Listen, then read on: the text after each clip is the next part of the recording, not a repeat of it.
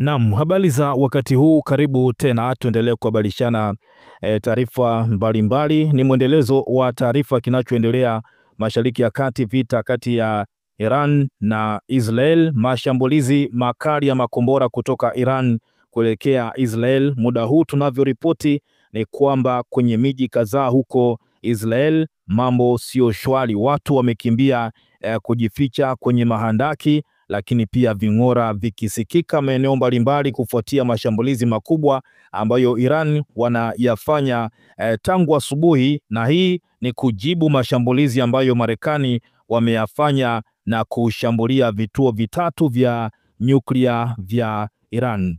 Hali si shwari katika miji ya Tel Aviv, lakini pia mji wa Haifa nao mambo sio shwari. Hii ni baada tu ya Iran kurusha makombora takribani 30 mapema leo, ikiwa ni kulipa kisasi kufuatia mashambulizi ya Marekani dhidi ya vituo vya nyuklia vya Iran. Baadhi ya makombora hayo yameanguka katika maeneo ya makazi na kusababisha uharibifu mkubwa, huku watu zaidi ya 20 wakiripotiwa kujeruhiwa. Miundombinu ya umeme na mafuta hasa katika jiji la Haifa pia imeathiriwa.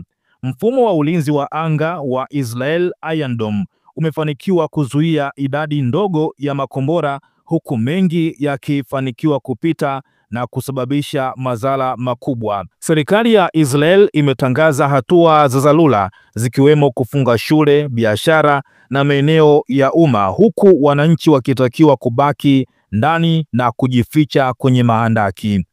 Ving'ora vimesikika mapema alfajiri na vikosi vya uokoaji vimeendelea kuwahudumia waathirika. Wakati huo huo, Iran imeripotiwa kuwajeruhi raia 11 wa Israel katika mashambulizi hayo ya makombora, akiwemo mtoto mchanga na mwanaume mmoja mwenye umri wa miaka 30 ambaye amejeruhiwa kwa vipande vya bomu na kulazwa katika hospitali ya Ichilov jijini Tel Aviv. Mashambulizi haya yanatokea saa chache tu baada ya Marekani kushambulia vituo vya nyuklia vya Iran, hali inayozidi kuibua wasiwasi wa kuzuka kwa vita kamili katika Mashariki ya Kati. Wizara ya mambo ya nje ya Iran imesema mashambulizi ya Marekani ni sawa na vita dhidi ya Iran.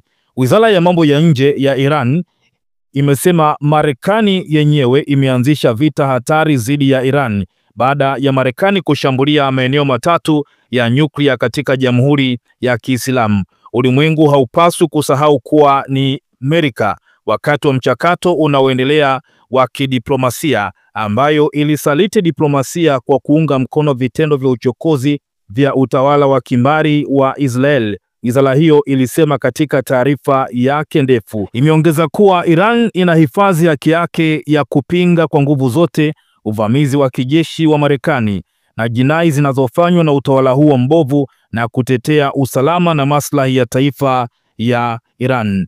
Mengi zaidi nitazidi kukuhabarisha hapa, lakini kubwa ni kwamba huko Israel mabomu na makombora kutoka Iran yamezidi kuteketeza miji mbalimbali ya Israel. Tuachie maoni yako, lakini kubwa endelea kutufuatilia zaidi kwa taarifa mbalimbali.